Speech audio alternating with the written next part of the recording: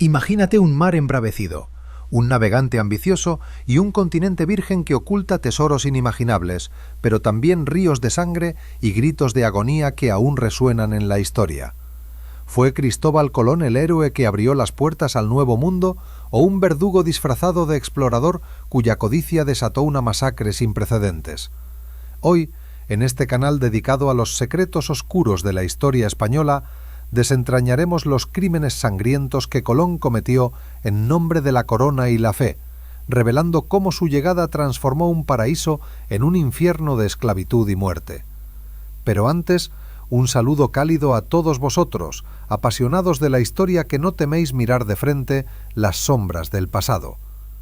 Si esta historia te eriza la piel, déjame un comentario respondiendo: ¿crees que Colón merecía ser llamado descubridor o criminal? Tu opinión podría inspirar nuestro próximo vídeo. Ahora, adentrémonos en la niebla del Atlántico, donde en el año 1492 un hombre nacido en Génova, Italia, llamado Cristóbal Colón, con ojos llenos de sueños de gloria y riquezas, convenció a los reyes católicos Isabel de Castilla y Fernando de Aragón de financiar su audaz expedición hacia lo desconocido. Colón no era un simple marino, era un visionario, obsesionado con las escrituras y las profecías bíblicas que hablaban de un mundo al otro lado del océano, un lugar donde el oro fluía como ríos y las almas esperaban ser salvadas por la cruz cristiana.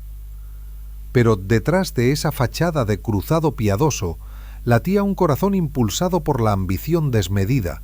un deseo de riquezas que lo llevaría a cometer atrocidades que mancharían para siempre el legado de España.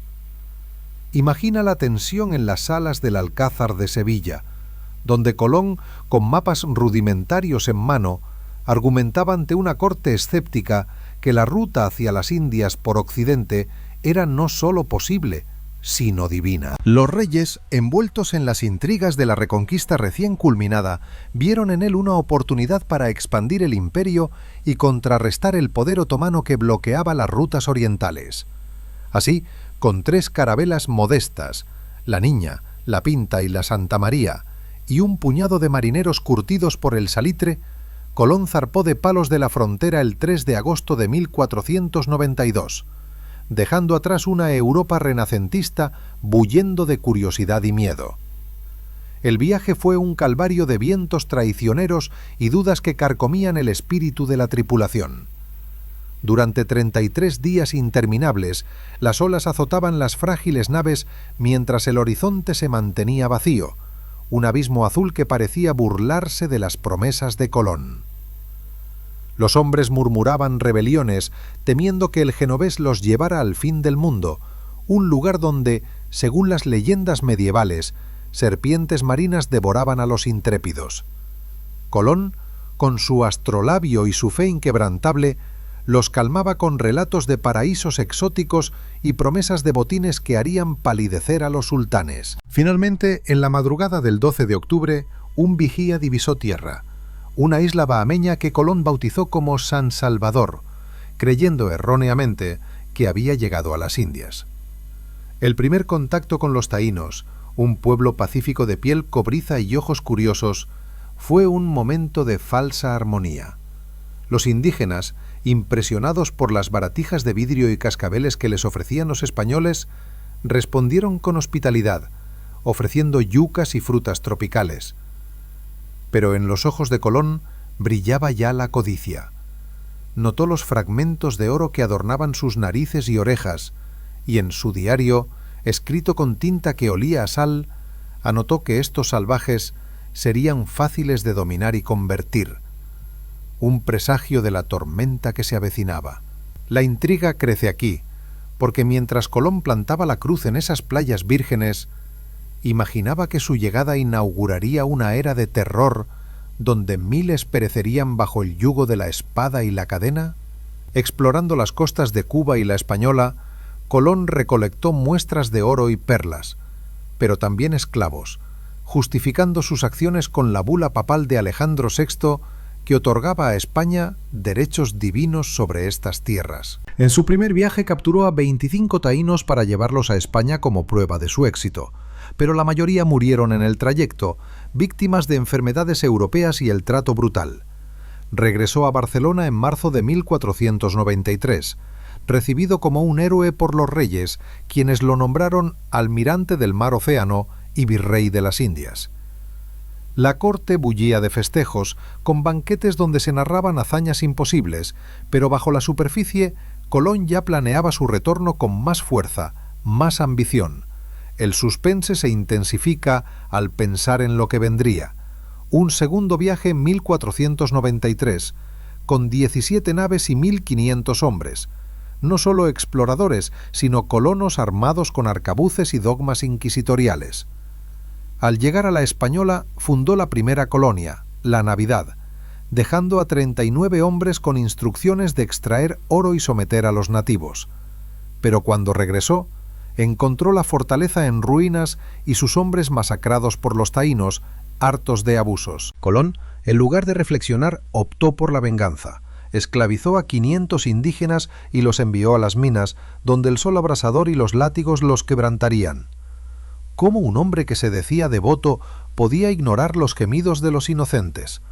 La historia se tiñe de rojo aquí, y la tensión no hace más que crecer a medida que Colón consolida su poder en un paraíso que se convierte en tumba. En su tercer viaje, partiendo en 1498, Colón exploró la costa de Venezuela, tocando lo que él llamó Isla Santa, pero su foco permanecía en la Española, donde el caos reinaba.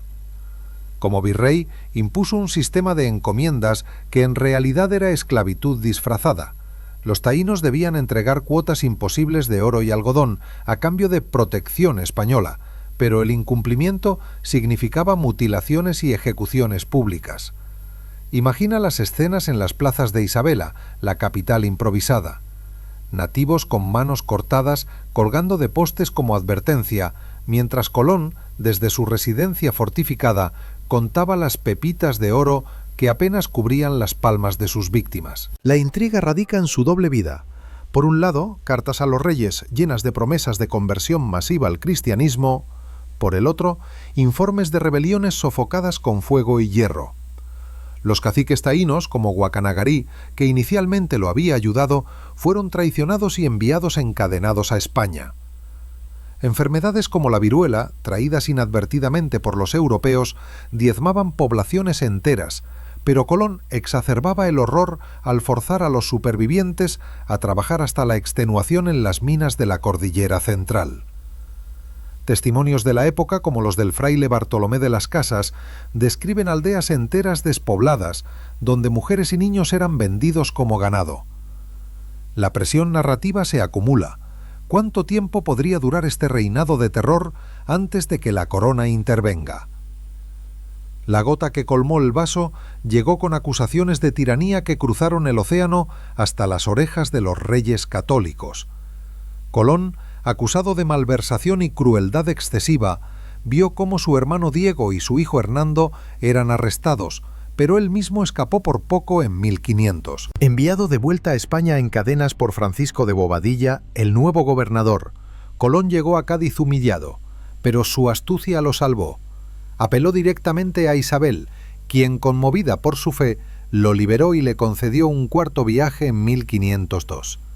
Este periplo, destinado a encontrar un paso al Pacífico, se convirtió en otra odisea de sufrimiento.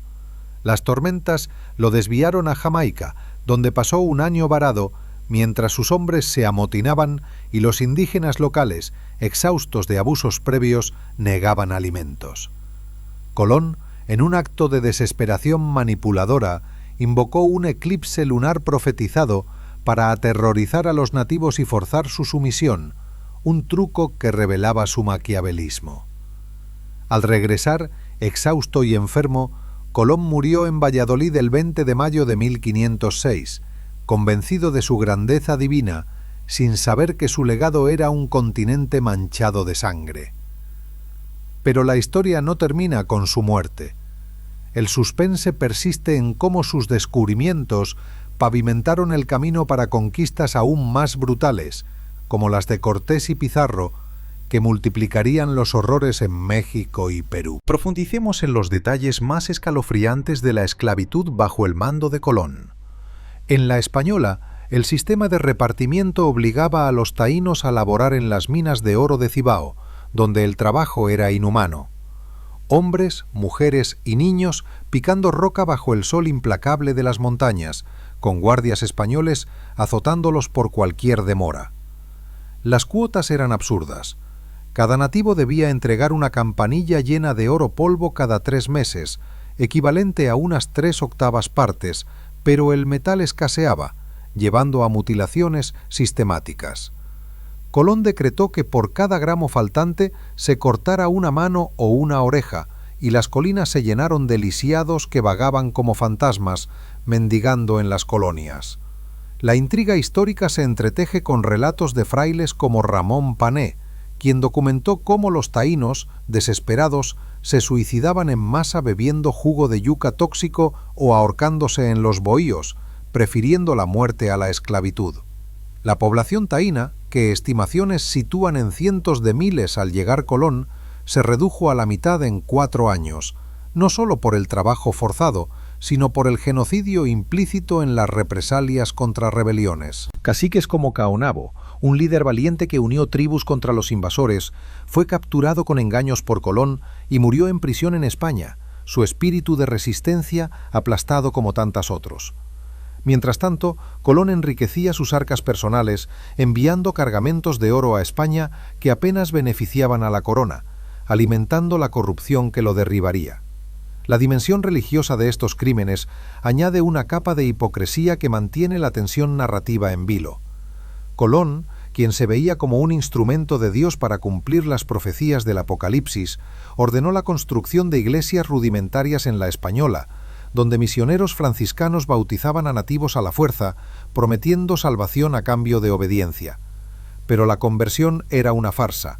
Los taínos, con su cosmovisión animista de yúcaros y cemis, eran forzados a renunciar a sus dioses ancestrales bajo amenaza de muerte,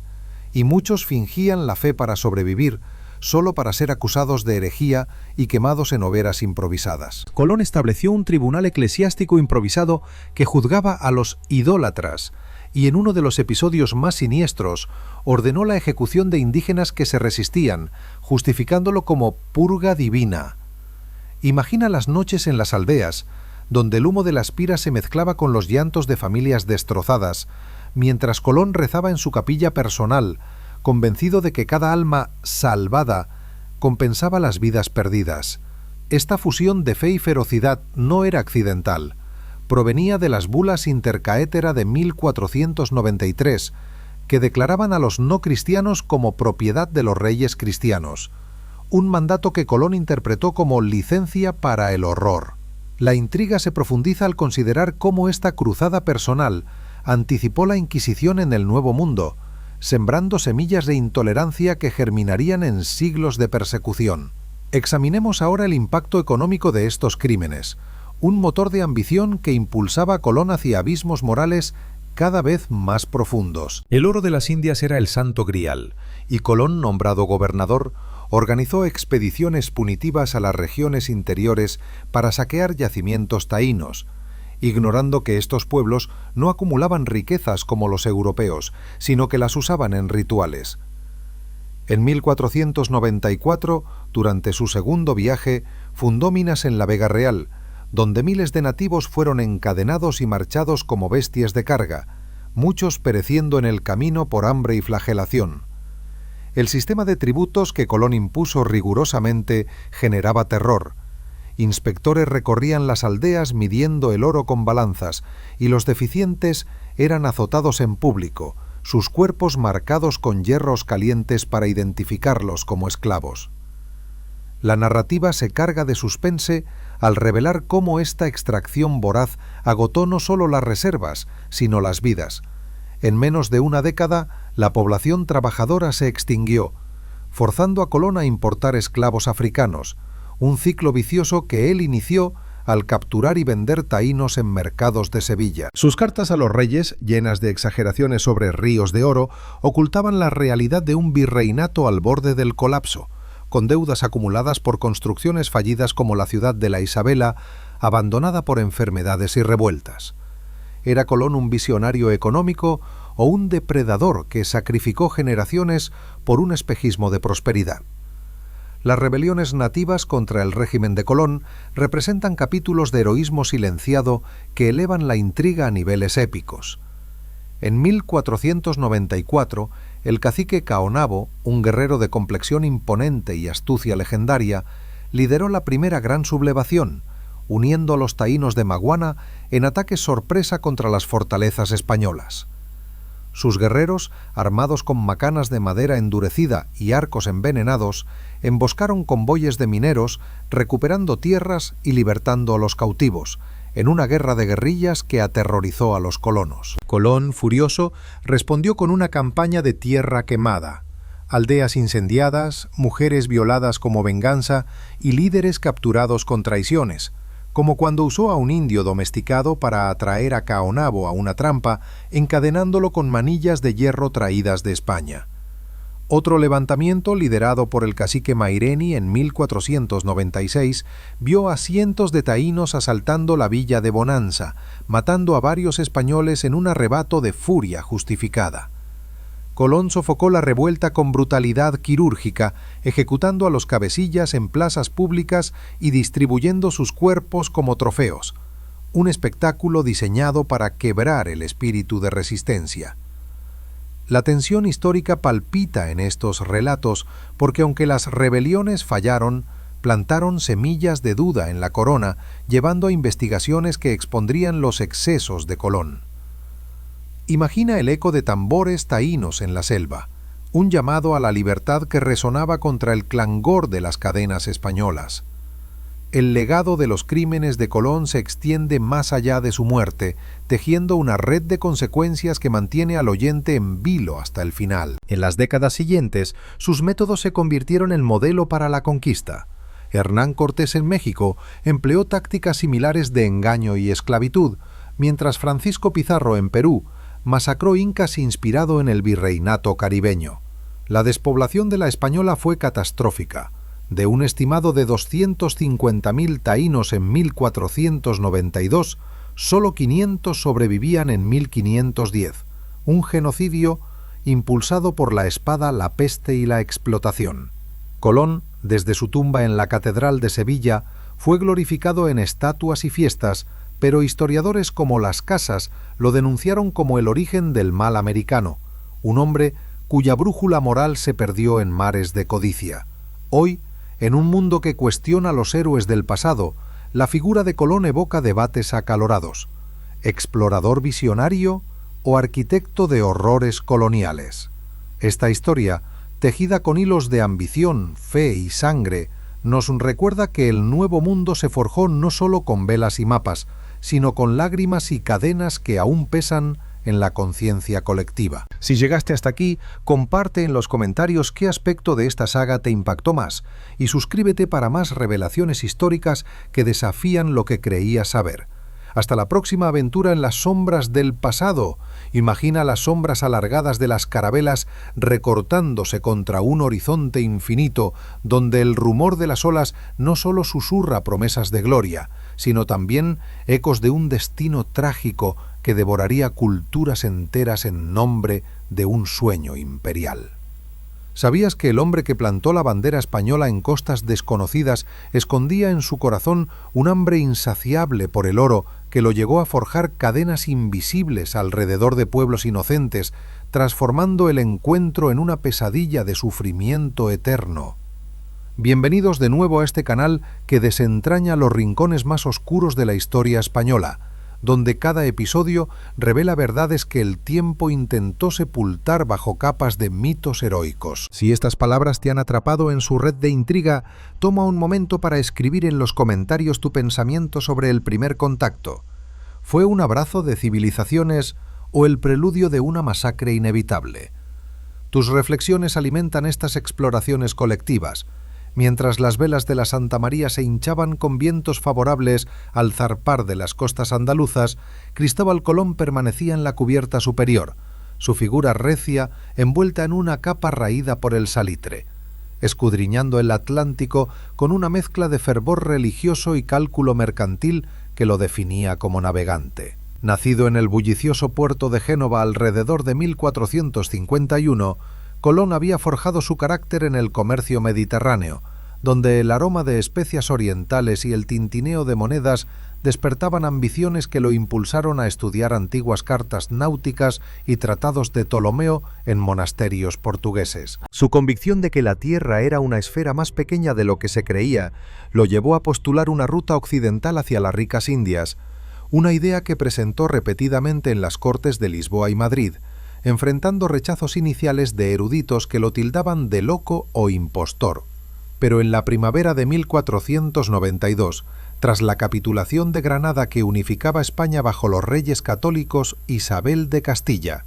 una reina de voluntad férrea y devoción inquebrantable, accedió a financiar la empresa con una suma modesta de 2 millones de maravedíes, hipotecando incluso sus joyas personales en un gesto que simbolizaba la fe en lo divino sobre lo racional. Los preparativos en Palos de la Frontera bullían de actividad febril. Carpinteros reforzaban las frágiles carabelas con tablas de roble, mientras marineros reclutados de las tabernas locales, hombres de rostros curtidos y manos callosas, cargaban provisiones de bizcocho duro, vino agrio y salazones que apenas bastarían para el periplo incierto. Colón, como capitán general, seleccionaba a su tripulación con ojo experto, priorizando a aquellos leales como Martín Alonso Pinzón, un piloto experimentado cuya astucia en las corrientes atlánticas sería clave, aunque las semillas de rivalidad ya germinaban en silencio entre ellos. A medida que las naves se adentraban en el océano, la realidad del viaje empezaba a erosionar la euforia inicial, transformando el océano en un vasto escenario de pruebas que pondrían a prueba no solo la resistencia física, sino la cordura de todos a bordo. Las primeras semanas transcurrieron con vientos alisios que impulsaban las velas hinchadas hacia poniente, pero pronto surgieron tormentas que azotaban las cubiertas con lluvia torrencial y vientos huracanados, haciendo que las carabelas crujieran como huesos viejos bajo la presión de las olas montañosas.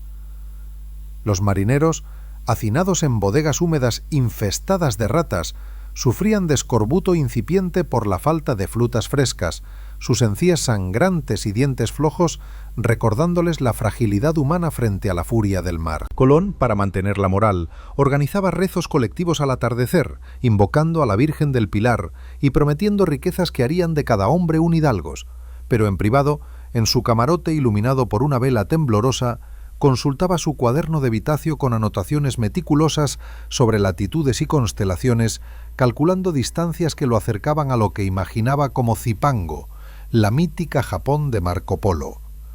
La tensión crecía con cada día sin avistar tierra. Rumores de motín se extendían como niebla, con Pinzón y sus hermanos en la pinta cuestionando las decisiones del genovés,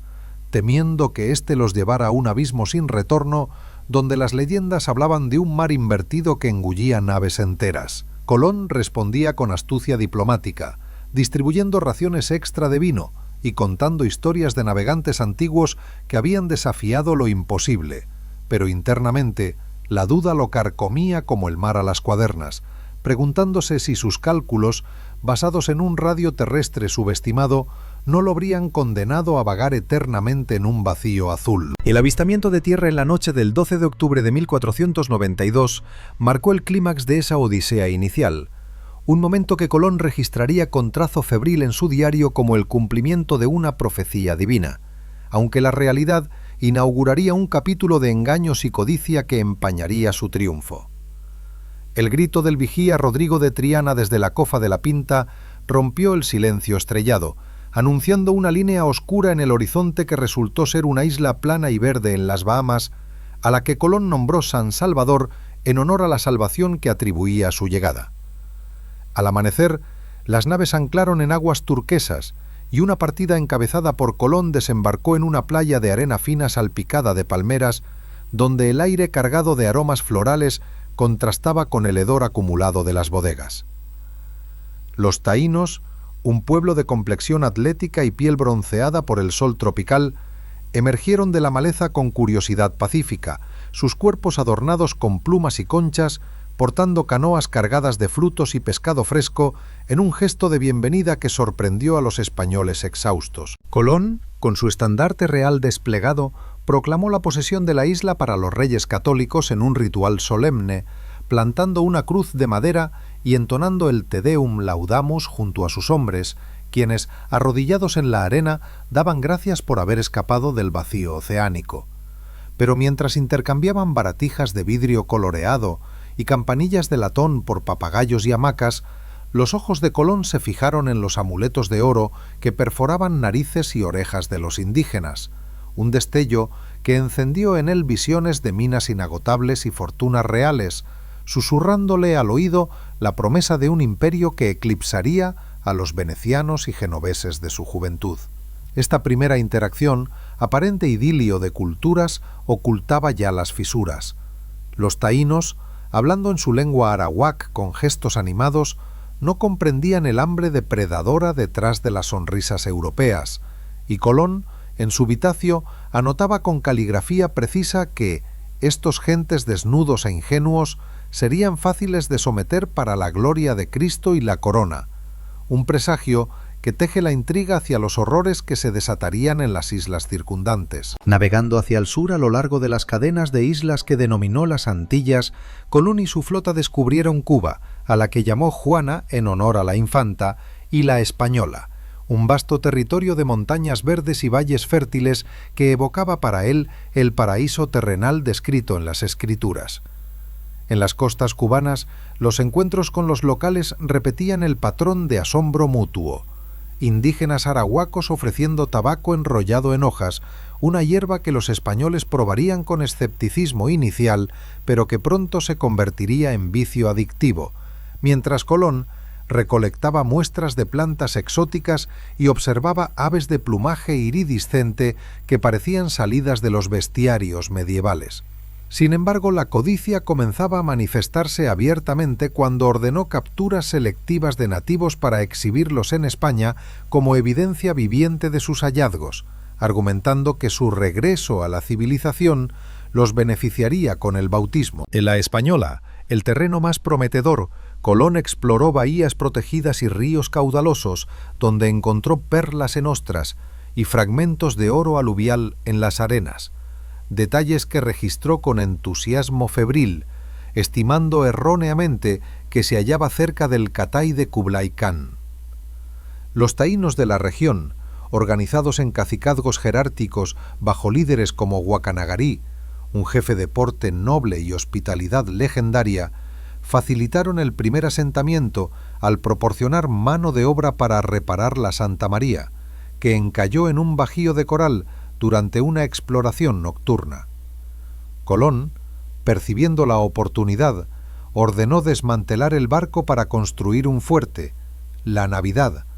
dejando a 39 hombres bajo el mando de Diego de Arana, con instrucciones estrictas de comerciar pacíficamente, extraer oro y mantener la fe cristiana, pero también con un trasfondo implícito de dominio que los indígenas captarían pronto como amenaza latente. Al zarpar de regreso el 16 de enero de 1493, Colón llevaba consigo no solo muestras de riquezas, sino 26 taínos encadenados en las bodegas, destinados a ser presentados en la corte como trofeos humanos, aunque el viaje de retorno, plagado de tormentas y disentería, se cobró la vida de 9 de ellos, sus cuerpos arrojados al mar en entierros anónimos que presagiaban el destino de innumerables más. La intriga se intensifica al imaginar las conversaciones susurradas en las cubiertas. ¿Regresaría Colón a un paraíso intacto o encontraría que su semilla de conquista ya había germinado en raíces de resentimiento? El regreso a España en marzo de 1493 se convirtió en un desfile triunfal que elevó a Colón a las alturas de la fama efímera, pero también sembró las primeras grietas en su armadura de héroe indiscutible,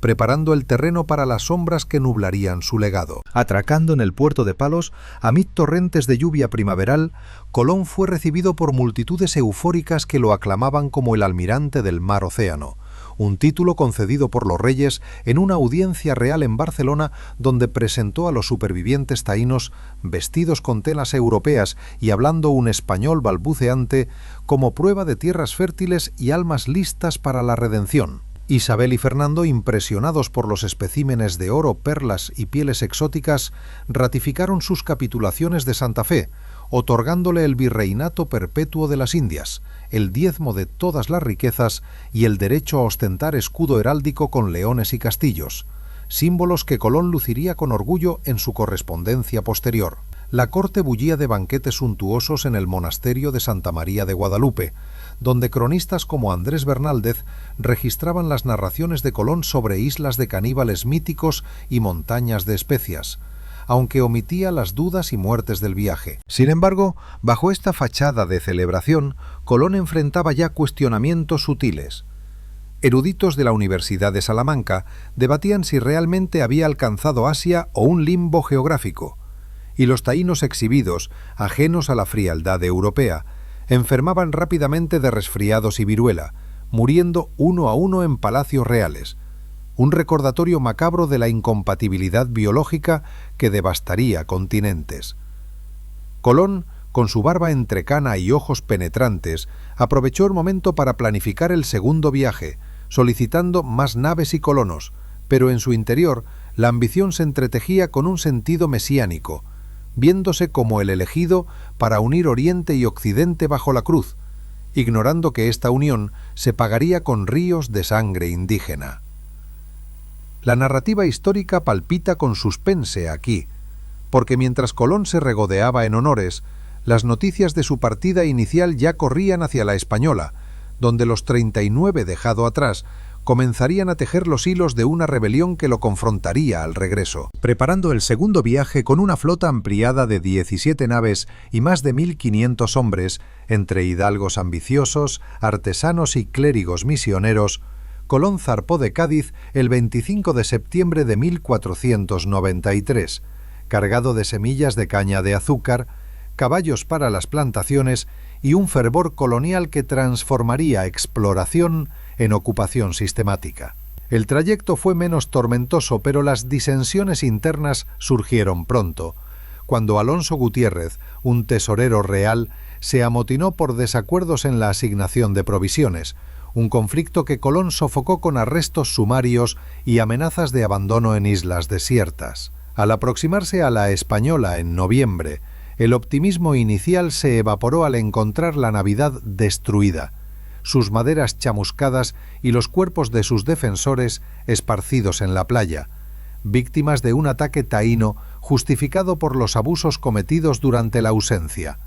violaciones, robos de alimentos y exigencias de mujeres indígenas que habían envenenado la hospitalidad inicial. Huacanagarí, el cacique aliado, apareció herido para explicar la emboscada liderada por otros jefes resentidos, pero Colón, desconfiado, lo acusó de complicidad y ordenó quemar su aldea en represalia, un acto de fuego purificador que marcó el inicio de su política de terror preventivo. Fundando una nueva colonia en la bahía de Isabela, Colón importó ganado vacuno y porcino que devastaría la vegetación nativa, mientras organizaba partidas de búsqueda de oro en el interior, forzando a taínos a guiar a los españoles por senderos selváticos infestados de mosquitos y serpientes. La intriga se acumula en estas expediciones, donde Colón, montado en su caballo importado, el primero visto por los indígenas que lo temían como un centauro demoníaco, imponía tributos iniciales de oro y algodón, castigando incumplimientos con azotes públicos que resonaban en las plazas improvisadas como truenos de un dios vengativo. Su diario de este período revela una fascinación creciente por la geografía, describiendo ríos caudalosos y montañas que ocultaban vetas prometedoras, pero también una frialdad calculadora al notar cómo los nativos, impresionados por el trueno de los arcabuces, se sometían por miedo más que por lealtad. En las minas improvisadas de la región de Cibao, accesibles tras cruces agotadores de cordilleras escarpadas, Colón estableció el primer sistema de extracción que sentaría precedentes para la esclavitud colonial, un régimen donde la promesa de evangelización se convertía en pretexto para la explotación brutal que mantenía a los oyentes en vilo de horror anticipado. Grupos de taínos, reunidos por caciques obligados a colaborar, eran conducidos en columnas encadenadas a los yacimientos, donde picaban la tierra rojiza con herramientas de piedra prestadas, sus cuerpos desnudos expuestos al sol abrasador que agrietaba la piel y provocaba fiebres mortales. Colón, supervisando desde un campamento fortificado, decretaba cuotas modestas al principio: una medida de bellota de oro por cada 4 meses para adultos y medio para los menores, pero la escasez natural del metal convertía estas demandas en sentencias de muerte, ya que los nativos, sin experiencia en minería, apenas recogían polvo aluvial de ríos secos. Los inspectores españoles, armados con látigos de cuero trenzado, recorrían los sitios de trabajo midiendo el tributo en balanzas portátiles, y por cada defecto aplicaban castigos que escalaban de azotes a mutilaciones: orejas cortadas con cuchillos herrumbrados, o manos amputadas que colgaban de árboles como advertencias macabras contra la pereza. Relatos de testigos oculares, como el fraile Antonio de Montesinos, que llegaría después, pintan escenas de lisiados taínos arrastrándose por senderos fangosos, sus vendajes improvisados supurando sangre mientras mendigaban restos de yuca de los colonos indiferentes. Colón justificaba estas medidas en informes a la corona como necesarias para civilizar a los salvajes, citando pasajes bíblicos sobre el dominio del hombre sobre la creación, pero en realidad su motivación radicaba en saldar deudas personales acumuladas en Europa y asegurar su posición como virrey. La población indígena, ya mermada por las enfermedades europeas que se propagaban como fuego en pólvora seca, se hundía en desesperación. Epidemias de sarampión y gripe barrían aldeas enteras, dejando huérfanos que eran reclutados forzosamente para las minas, perpetuando un ciclo de muerte que Colón observaba con resignación fatalista, atribuyéndolo a la voluntad divina más que a su propia codicia insaciable. Esta fase del segundo viaje, con su mezcla de descubrimiento geográfico y degradación humana, teje una trama de suspense donde cada pepita de oro extraída parece gota de sangre derramada, preparando el escenario para rebeliones que desafiarían el frágil dominio español. Mientras las sombras de las montañas de Cibao se alargaban sobre los yacimientos exhaustos, donde el eco de los picos contra la roca se mezclaba con gemidos ahogados de fatiga, Cristóbal Colón contemplaba desde su tienda de campaña el flujo irregular de nativos que regresaban a sus aldeas con las manos vacías y el espíritu quebrado. Un espectáculo que no solo alimentaba su ambición por más oro, sino que avivaba en él la necesidad de un control más férreo para sofocar cualquier chispa de resistencia que pudiera encenderse en la maleza tropical. El segundo viaje, que había comenzado con promesas de un Edén colonial, se adentraba ahora en un laberinto de tensiones crecientes, donde la llegada de misioneros franciscanos con cruces de madera pulida y Biblias en latín pretendía suavizar la imagen de los españoles, pero en realidad servía como velo para las operaciones de extracción que devoraban vidas indígenas a un ritmo alarmante. Colón, con su barba ahora salpicada de canas prematuras por las fiebres recurrentes, organizaba audiencias diarias en la plaza de Isabela, un asentamiento improvisado de chozas de palma y barracas de adobe que olía a sudor y humo de fogatas, donde caciques taínos eran convocados para jurar lealtad bajo la sombra de una cruz erigida en el centro,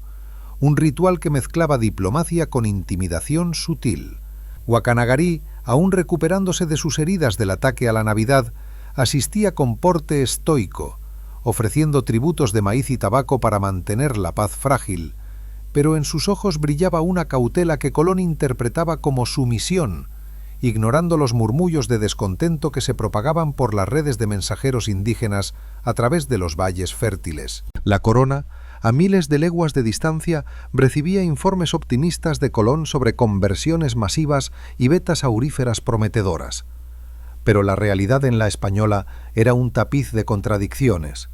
Mientras los colonos plantaban huertos de trigo europeo que competían con los cultivos nativos, Las enfermedades traídas en los cuerpos de los recién llegados se filtraban en las comunidades taínas como veneno lento, causando brotes de disentería que llenaban los ríos con cadáveres flotantes y obligaban a los supervivientes a abandonar sus bohíos en busca de refugio en las selvas impenetrables.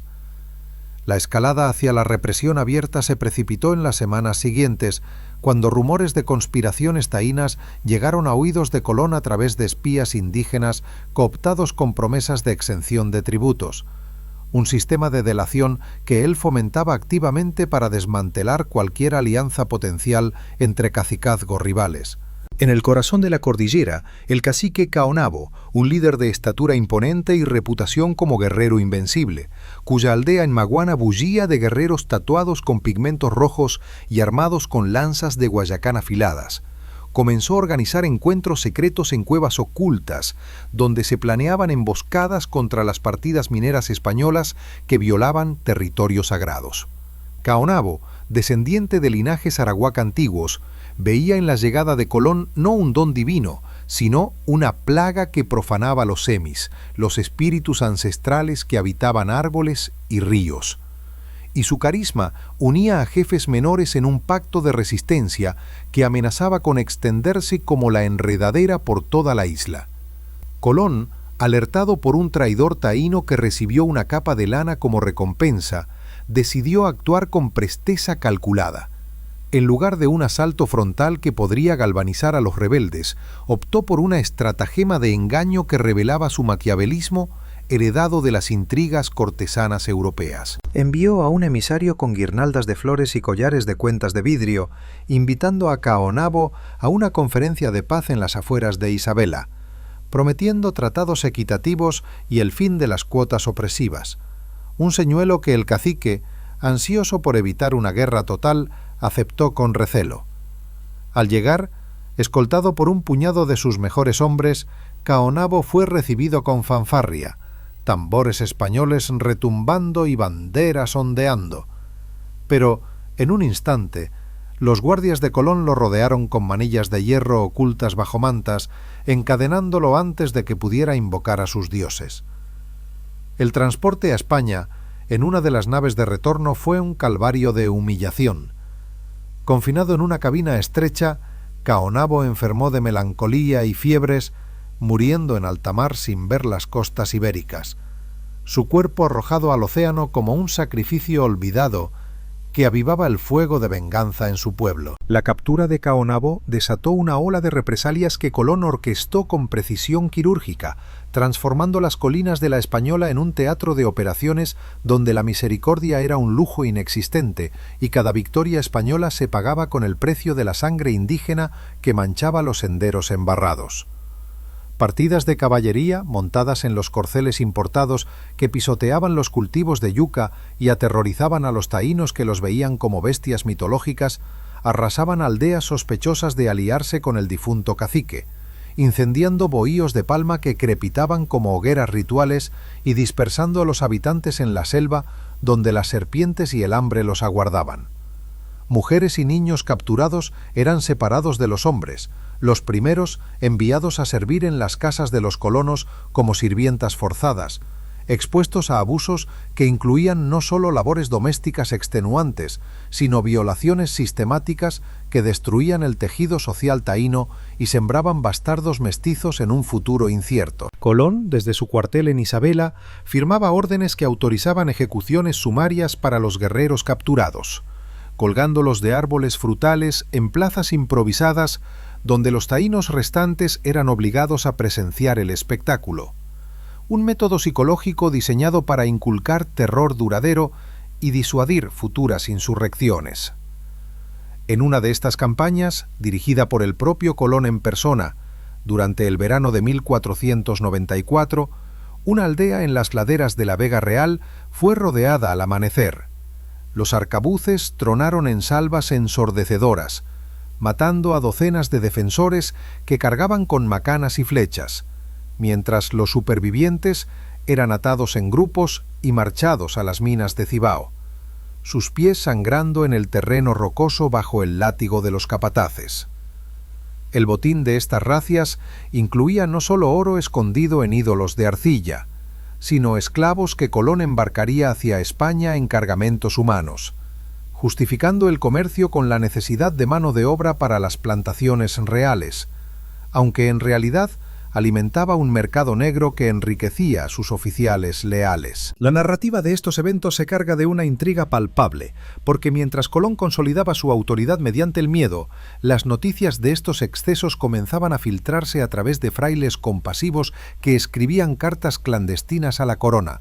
plantando las semillas de una investigación que eventualmente lo alcanzaría como una tormenta lejana. A medida que el año 1494 avanzaba hacia su fin, con las lluvias torrenciales convirtiendo los caminos en ríos de lodo que ralentizaban las caravanas de tributos, Colón enfrentaba no solo la resistencia taína, sino disensiones internas entre sus colonos que amenazaban con fracturar el frágil virreinato desde dentro. Un conflicto que añadía capas de suspense a la saga de ambición desbocada en un paraíso agonizante. Los hidalgos andaluces, atraídos por promesas de tierras y sirvientes, se quejaban de la escasez de oro real y la dureza del clima tropical que provocaba fiebres palúdicas y disentería entre sus filas, culpando a Colón por priorizar sus propios intereses sobre los colectivos. En una asamblea convocada bajo un toldo raído en Isabela, donde el aire estaba cargado de mosquitos tumbadores y el olor a enfermedad, un grupo liderado por el contador real Margarit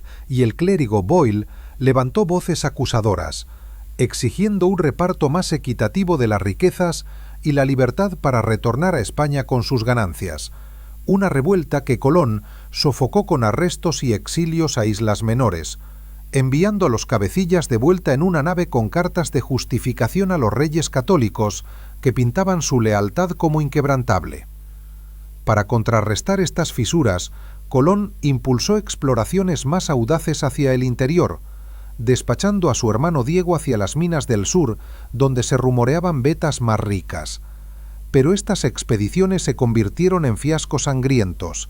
Emboscadas taínas diezmaban las columnas españolas, dejando cuerpos mutilados en claros selváticos como advertencias, y los supervivientes regresaban con relatos de guerreros indígenas que invocaban espíritus para proteger sus tierras ancestrales. Colón, en respuesta, intensificó el reclutamiento forzado, allanando aldeas pacíficas en la costa norte para engrosar las filas de mineros, un proceso que involucraba redadas nocturnas con antorchas que iluminaban rostros aterrorizados, separando familias en llantos que resonaban en la noche como lamentos de un pueblo al borde del abismo. Su correspondencia con Isabel y Fernando durante este periodo rebosaba optimismo forzado, describiendo conversiones en masa donde cientos de taínos se arrodillaban ante cruces bautismales en ríos cristalinos,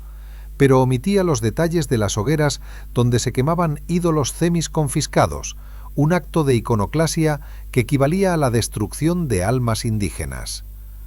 La intriga histórica se entreteje aquí con la ironía de un virrey que, mientras construía capillas de piedra en Isabela para impresionar a los misioneros, ignoraba las epidemias que su llegada había desatado, como la viruela que barría cacicazgos enteros, dejando aldeas fantasmas donde solo el viento susurraba entre las ruinas de bohíos abandonados. El invierno de 1494 trajo una pausa tensa en las hostilidades, pero no en la explotación, ya que Colón reorganizó el sistema de encomiendas para asignar grupos de taínos a colonos individuales,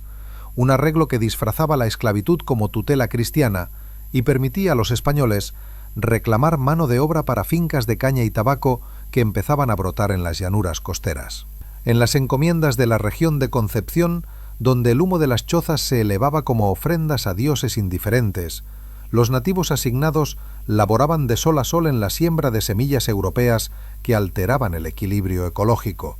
agotando suelos fértiles y forzándolos a cazar aves y tortugas para alimentar a sus amos,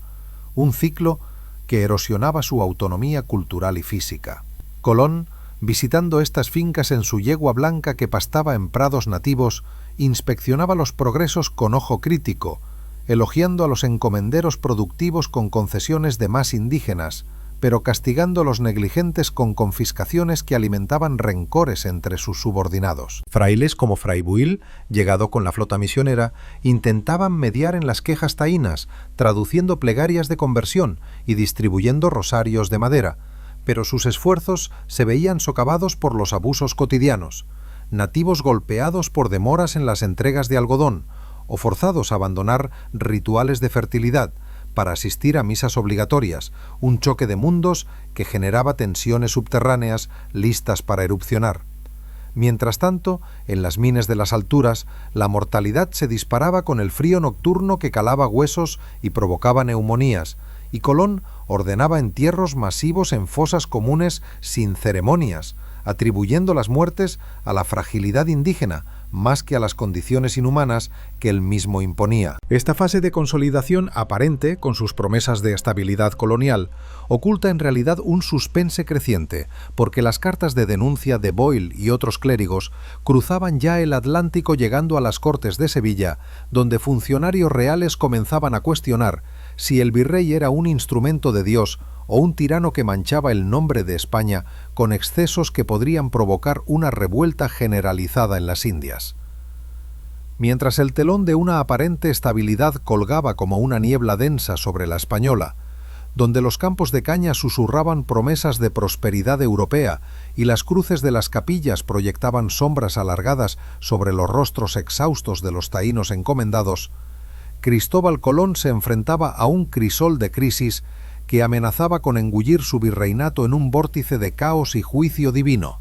un momento pivotal donde sus ambiciones chocaban frontalmente con las realidades de un mundo que no se doblegaba ante mapas erróneos ni decretos reales. El año 1495 amaneció con vientos portadores de noticias inquietantes desde las costas orientales, donde el cacique Maireni, un líder de complexión robusta y linaje descendiente de los antiguos guaraníes, había reunido en secreto a sobrevivientes de las racias previas en las cuevas de Cotubanamá, un santuario natural de acantilados escarpados y aguas turquesas, que servía como bastión contra los intrusos. Maireni, cuya aldea había sido arrasada en una expedición punitiva el año anterior, con sus bohíos reducidos a cenizas humeantes y sus mujeres capturadas para las cocinas de Isabela, organizaba ahora una coalición de guerreros que se infiltraban en las rutas comerciales españolas, emboscando caravanas cargadas de tributos de algodón y oro, con flechas envenenadas con extractos de plantas tóxicas que paralizaban a los caballos y provocaban agonías lentas en los jinetes. Colón, alertado por mensajeros jadeantes que ligaban al galope desde las plantaciones costeras, convocó un consejo de guerra en su residencia fortificada, un edificio de piedra importada que contrastaba con las chozas indígenas circundantes, donde oficiales como Juan de la Cosa, su cartógrafo leal, trazaban mapas improvisados en pergaminos manchados de tinta, marcando puntos rojos para las aldeas rebeldes que se multiplicaban como hongos después de la lluvia. La atmósfera en esa sala era sofocante,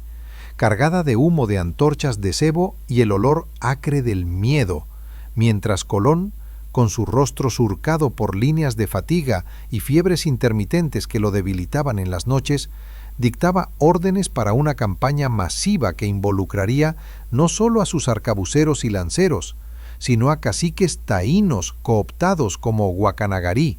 cuyo apoyo se compraba con exenciones de cuotas y títulos honoríficos que lo convertían en un títere de la corona española. La ofensiva contra Maireni se desató como una tormenta tropical en las llanuras de la Vega Real, donde las columnas españolas, precedidas por el relincho pánico de los caballos y el retumbar de tambores improvisados, avanzaban a través de senderos embarrados flanqueados por manglares que ocultaban a los guerreros taínos acechantes.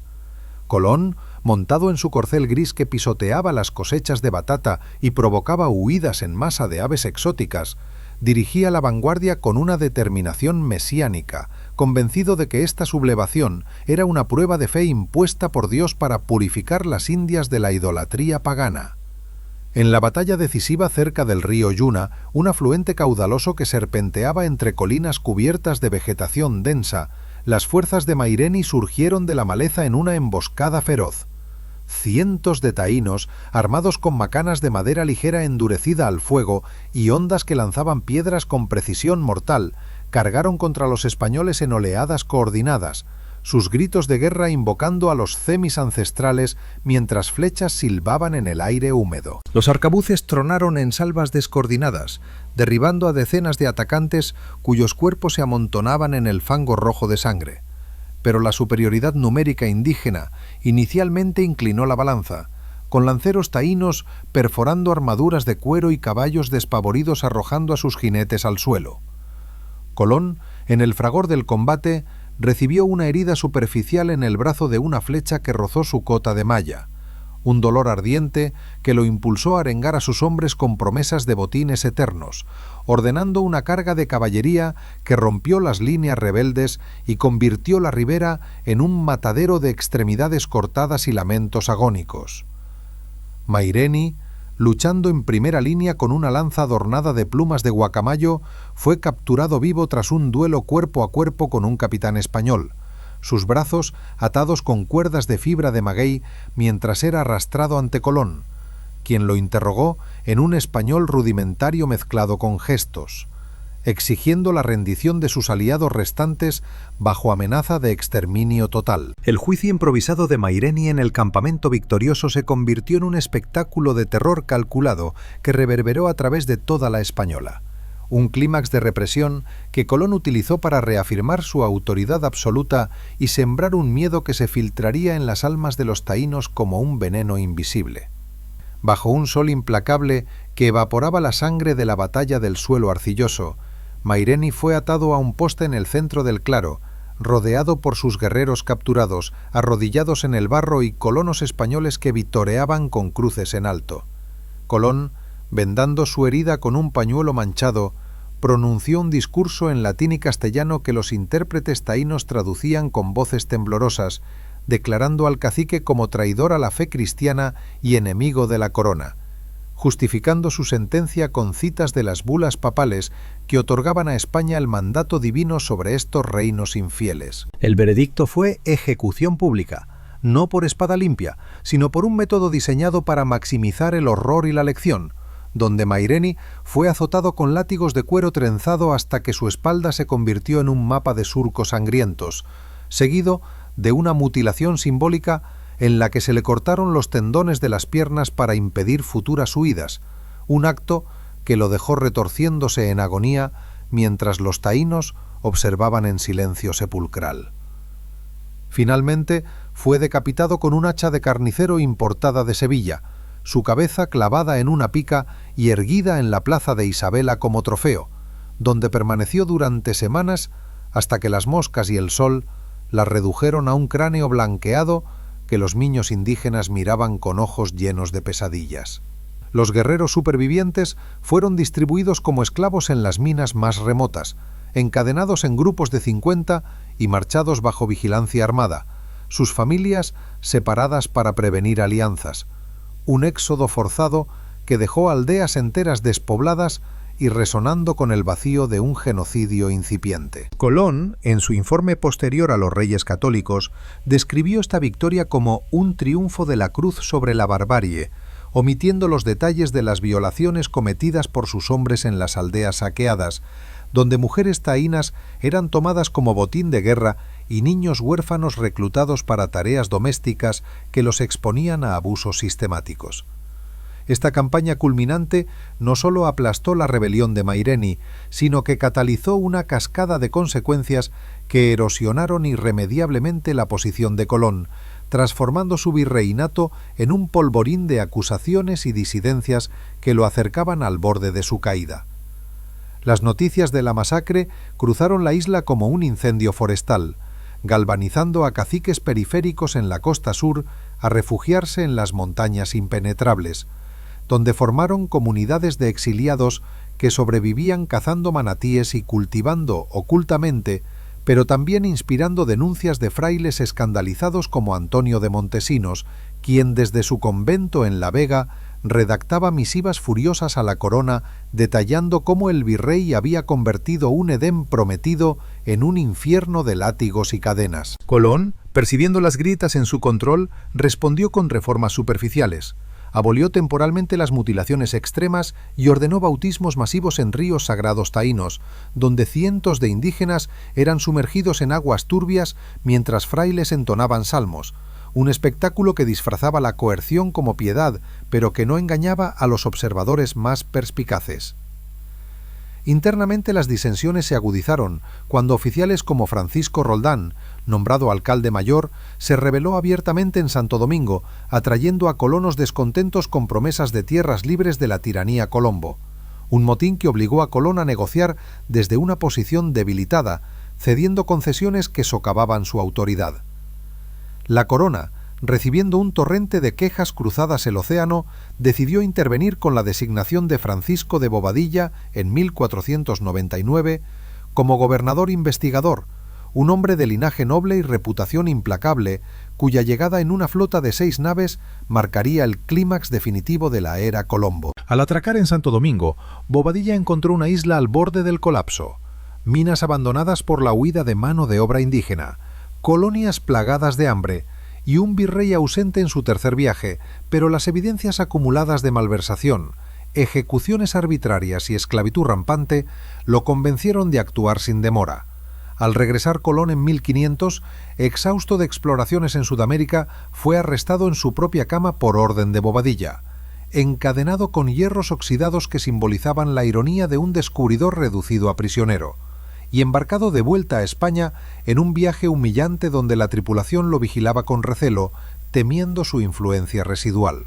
La travesía de regreso a Cádiz en las cadenas fue un calvario que destilaba el suspense de una caída desde la gloria, donde Colón, confinado en una cabina estrecha que olía a sal y desesperación, reflexionaba sobre las profecías bíblicas que lo habían impulsado, cuestionando si su destino era el de un mártir o un villano castigado por excesos. Al llegar a las costas andaluzas en octubre de 1500, el espectáculo de un almirante encadenado provocó oleadas de indignación entre el pueblo, y el propio Colón, con astucia renovada, apeló directamente a doña Juana, la hija de Isabel, para ser liberado temporalmente mientras su juicio pendía en las salas del Alcázar de Sevilla. Los reyes católicos, divididos entre la gratitud por sus descubrimientos y el horror por los informes de Bobadilla, que detallaban cómo miles de taínos habían perecido en minas y encomiendas, optaron por una absolución parcial, restaurando sus títulos pero revocando el virreinato y ordenando una comisión que confirmaría los crímenes, cuotas de oro imposibles que habían llevado a suicidios en masa, con taínos bebiendo venenos de yuca o lanzándose de acantilados. Mutilaciones que dejaron islas de lisiados mendigando en las plazas, y un sistema de esclavitud que exportó 500 indígenas a España, de los cuales la mayoría sucumbió a enfermedades en mercados como el de Sevilla. Este clímax judicial, con testigos como Bartolomé de las Casas declarando ante notarios sobre aldeas despobladas y ríos teñidos de sangre, selló el legado de Colón como arquitecto de un horror colonial que se extendería más allá de su vida, inspirando las leyes de Burgos de 1517 en un intento tardío de mitigar los abusos, pero demasiado tarde para los cientos de miles de almas perdidas. La intriga de esta era culmina en la paradoja de un hombre que, al morir en Valladolid el 20 de mayo de 1506, susurró en su lecho de muerte convicción de su misión divina, ignorando que su llegada había inaugurado no un renacimiento, sino un apocalipsis para los pueblos del Nuevo Mundo, un eco de cadenas que resuena en la historia como advertencia eterna contra la ambición desatada.